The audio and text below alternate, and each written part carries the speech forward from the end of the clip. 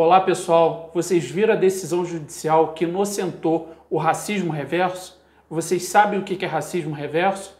Eu vou comentar essa decisão judicial agora. Vamos lá. No dia 29 de janeiro, saiu uma notícia no site jurídico com a seguinte manchete: racismo reverso é equívoco interpretativo de juiz ao absolver negro por post no Facebook.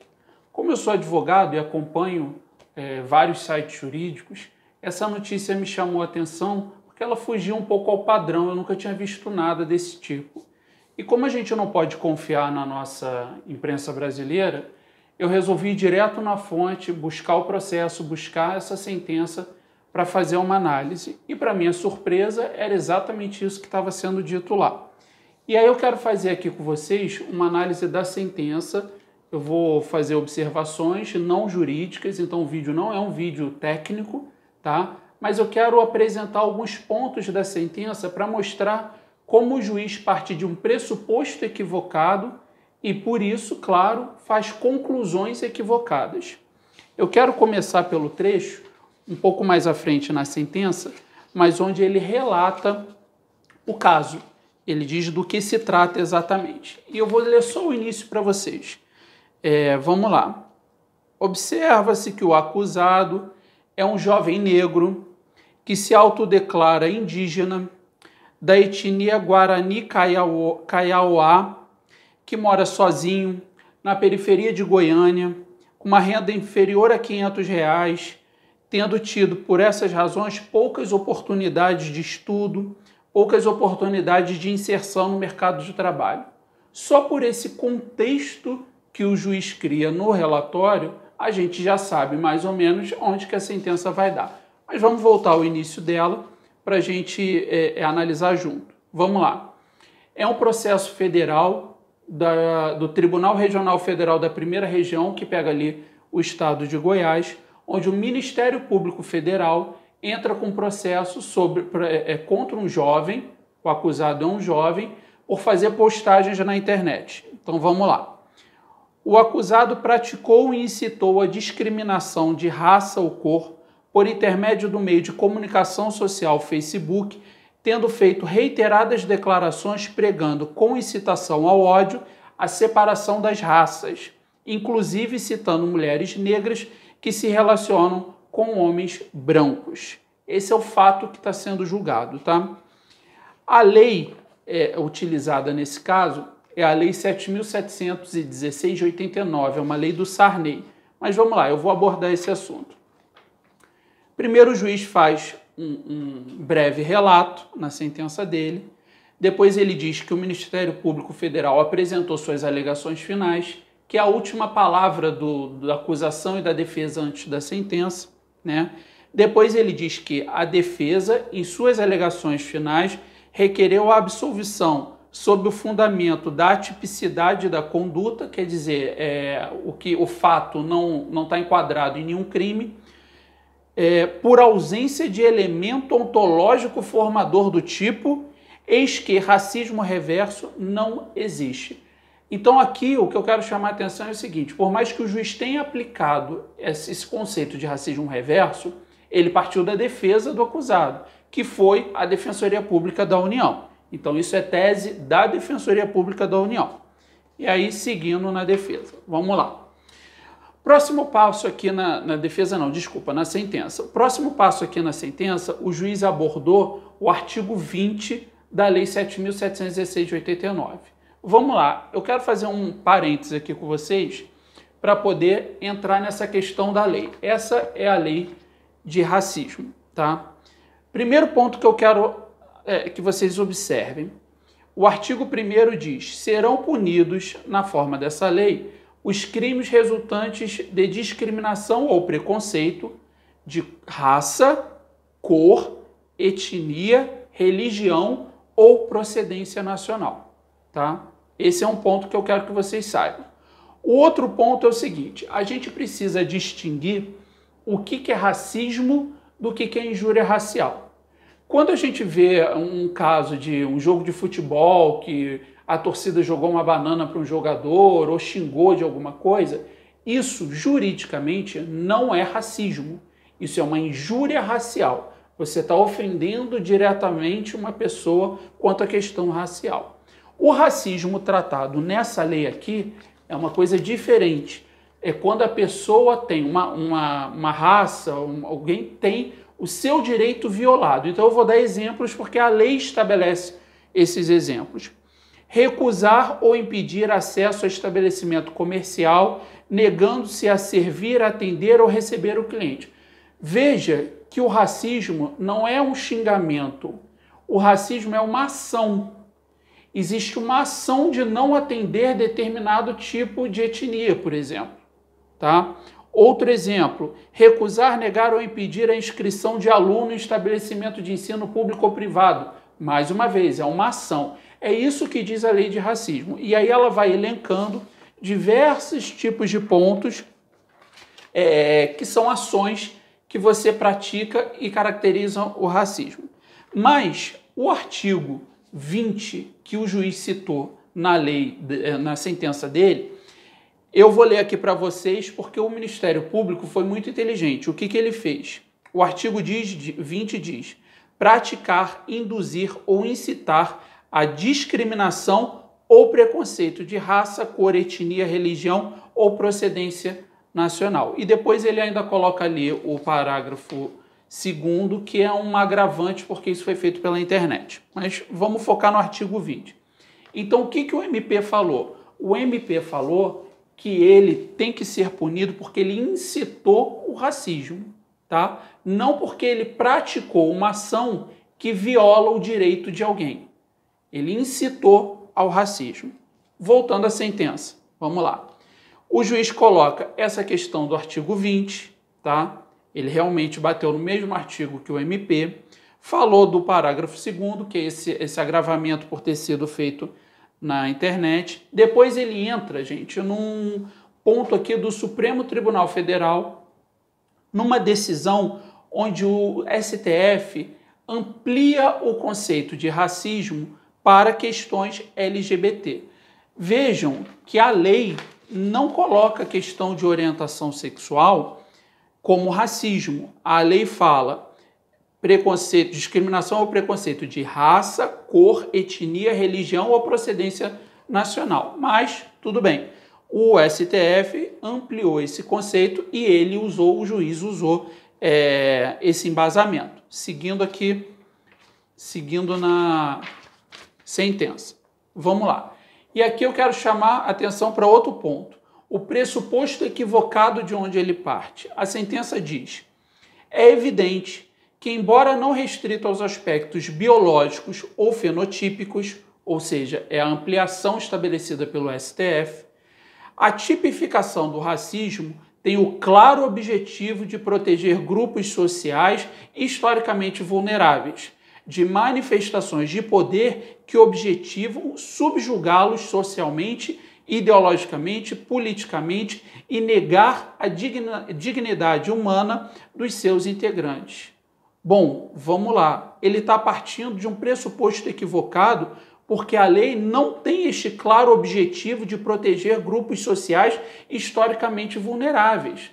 A lei tem como objetivo proteger todas as raças, todas as etnias, proteger todo mundo. Então, o que acontece? Quando ele restringe essa lei apenas a uma determinada raça ou uma determinada etnia, ele está excluindo todo mundo e é com base nesse raciocínio de exclusão que ele vai chegar à conclusão dele. Vamos lá, vamos continuar. Depois disso, ele continua agora numa parte histórica, vem falando do racismo no Brasil. E aí, um ponto que, para a gente ver as contradições da sentença, olha só, quando ele entra nessa parte histórica, ele cita um estudo, é um estudo de internet, publicado na internet, um artigo publicado em site de internet.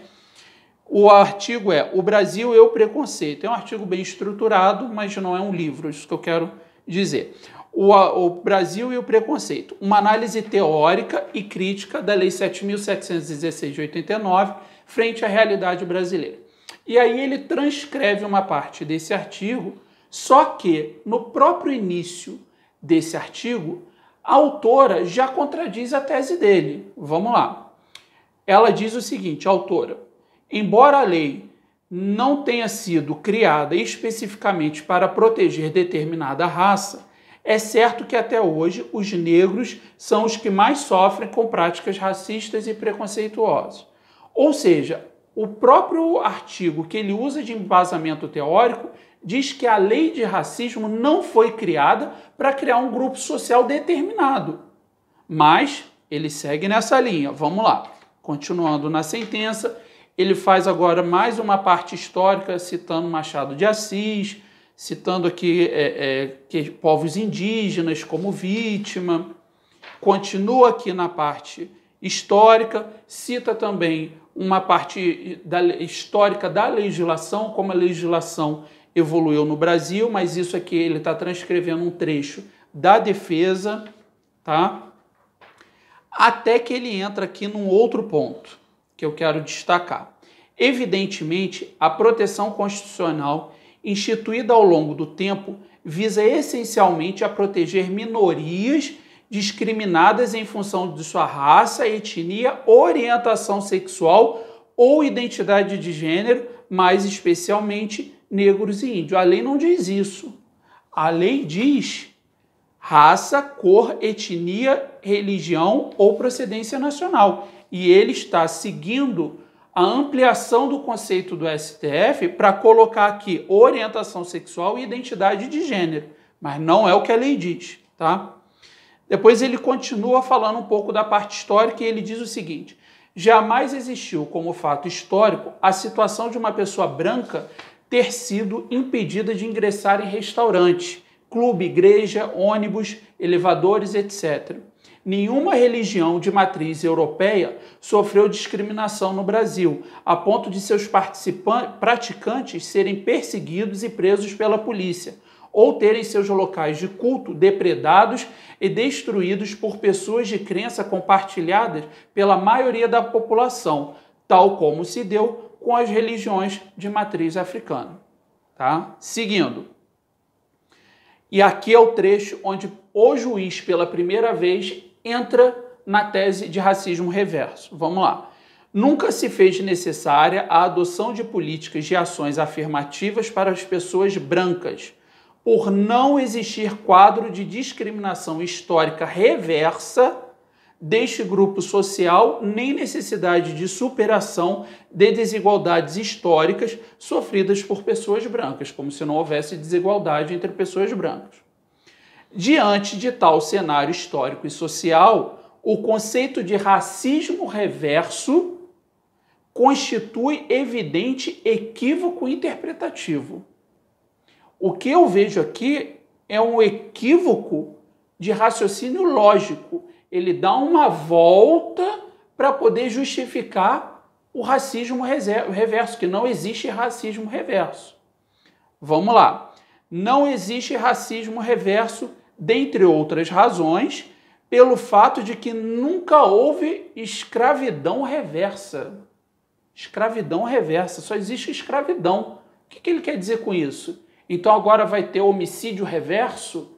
Vai ter furto reverso? Escravidão reversa? Não sei onde ele quer chegar com esse conceito de escravidão reversa. Seguindo, trecho da sentença. Destarte é insofismável para mim aqui outras coisas na sentença que são insofismáveis, mas que o fim último da proteção instituída pela lei de racismo, com a criação de tipos penais como o artigo 20, que é aquele artigo que fala de incitar o racismo e tal, é o de proteger as minorias, especialmente negros e índios, contra a discriminação proveniente de grupos sociais dominantes. Bom, vamos lá, tem uma série de coisas aqui. Primeiro, que não visa proteger minorias, a lei visa proteger todos. E também não visa proteger contra grupos dominantes. Você pode ter um grupo que é minoria social e se esse grupo praticar uma dessas ações, estará praticando racismo. Então ele inverte toda a lógica da lei de igualdade para colocar sempre maioria contra minoria, brancos contra negros. Ele faz a divisão na interpretação de uma lei que é geral para todos. Seguindo, não faz sentido postular que a lei tal teria a finalidade de proteger grupos majoritariamente brancos contra a discriminação. Até porque, contra esse grupo, a discriminação que existe no Brasil sempre foi positiva. Ou seja, a esse grupo foram reservados os melhores empregos, hospitais, escolas, cargos públicos, etc. Mais um erro de lógica. Por quê? Não é que, vamos lá, teria finalidade de proteger grupos majoritariamente brancos contra a discriminação. Não é isso. A lei visa proteger qualquer um. Então, se a gente tem, por exemplo, um ambiente comercial ou um prédio, por exemplo, que vira e fala, bota uma placa, brancos, entrar pela porta dos fundos, ou negros, entrar pela porta dos fundos. Na lógica da sentença, na lógica do racismo reverso, só é crime de racismo se a placa for contra negros e não contra brancos. E não é isso que diz a lei. A lei é para todos. A lei é genérica para atingir todos. Seguindo, ele faz mais relatos aqui dos fatos, tá?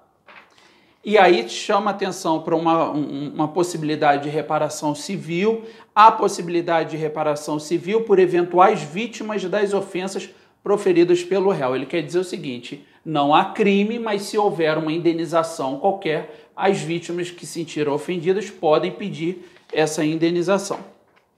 E aí ele conclui com base em 2 pontos.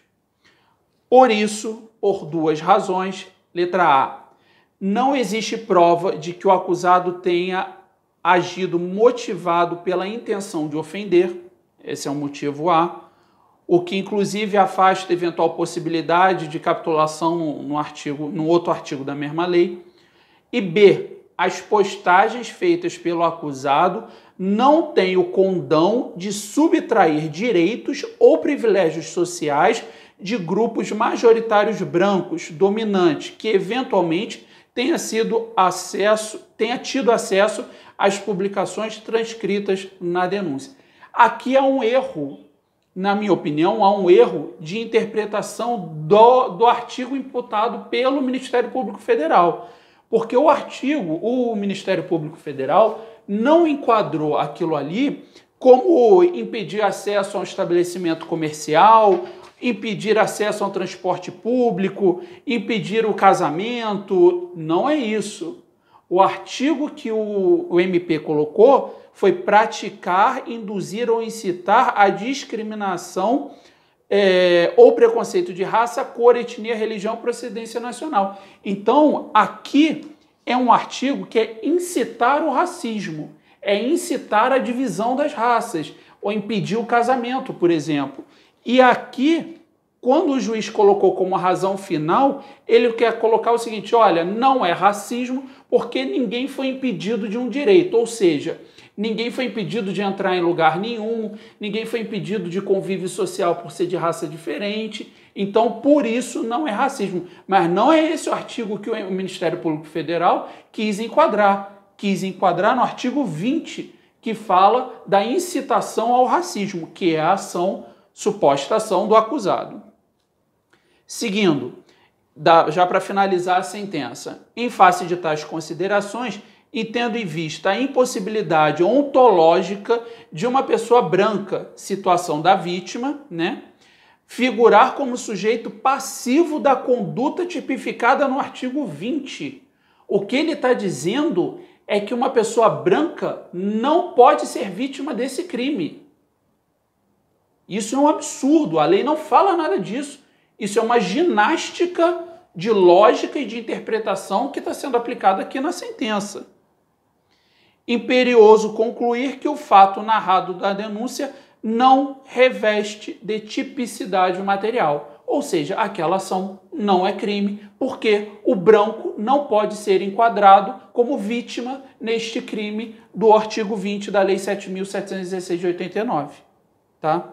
Finalizando, Ante o exposto, julgo improcedente a denúncia para absolver fulano de tal da prática do delito descrito no artigo 20, com fundamento e tal, e aí que ele bota o embasamento legal.